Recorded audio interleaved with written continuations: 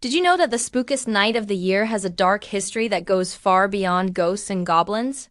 While most of us are carving pumpkins and trick-or-treating, some of the most chilling real-life crimes have taken place on Halloween. Today, we're uncovering terrible crimes that forever stained this haunting holiday. Let's start in 1957. On Halloween night, a prominent Beverly Hills couple, Peter and Betty Fabiano, answered their door to a trick-or-treater. But instead of a child asking for candy, it was an adult in a costume who fatally shot Peter.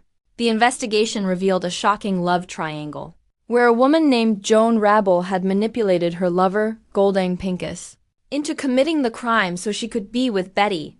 It was a twisted plot that turned a festive night into a scene of horror. Next, we have the tragic case of 8-year-old Timothy O'Brien from 1974. Known as the man who killed Halloween, his own father, Ronald Clark O'Brien, gave him a pixie sticks laced with a fatal dose of cyanide. He had also given poisoned candy to 4 other children, including his own daughter, to make it look random. Fortunately, the other children never ate the candy. His motive? A life insurance policy.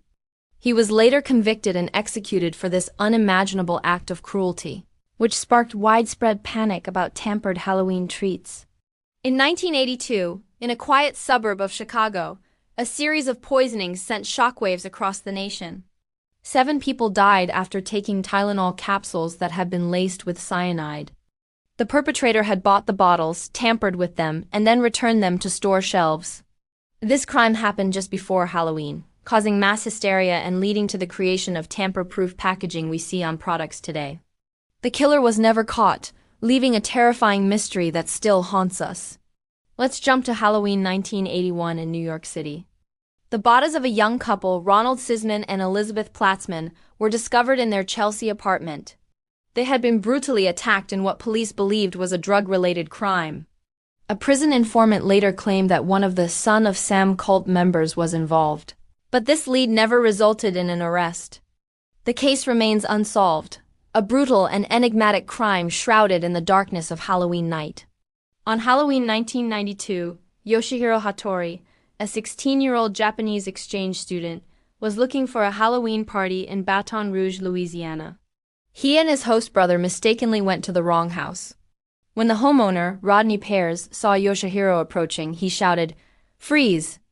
Due to the language barrier, Yoshihiro didn't understand and continued forward. Pears then fatally shot him. Pears was acquitted of manslaughter, claiming self-defense, a verdict that sparked international outrage and a painful debate about gun laws and cultural misunderstandings. In 2004, the disappearance of 23-year-old Lauren Spirer cast a long shadow. She was last seen in the early morning hours after a night of Halloween partying near Indiana University. Despite extensive searches and national media attention, what happened to Lauren remains a mystery. Her case is a heartbreaking reminder for students and partiers everywhere to always stay with friends and look out for one another, especially on big party nights. Another case that shook a community was in 2009. On Halloween, 18-year-old Taylor Van Dyst was walking along railroad tracks in Armstrong, British Columbia, when she was brutally attacked. She managed to send a text message saying she was being creeped, but she was found clinging to life and later died in the hospital. Her attacker was eventually caught thanks to DNA evidence, but her tragic death highlighted the hidden dangers that can lurk even in small towns. Moving to 2010, William Lisk Jr. committed a horrific act on Halloween weekend. He attacked his father's stepmother And his stepmother's father in their home in Ohio. The motive appeared to stem from a family dispute. After the crime, he fled, leading police on a manhunt that ended tragically with him taking his own life in a cabin in Tennessee. It was a brutal end to a family torn apart by violence. In Pasadena, California, on Halloween 2012, 3 teenagers were shot and killed at a house party. The shooting was believed to be gang-related and a case of mistaken identity. The victims were simply enjoying the holiday when violence erupted, turning a night of celebration into a scene of unimaginable grief for multiple families. It is a stark reminder of how quickly a situation can escalate and the devastating impact of senseless violence. Finally, we go back to Halloween 1955.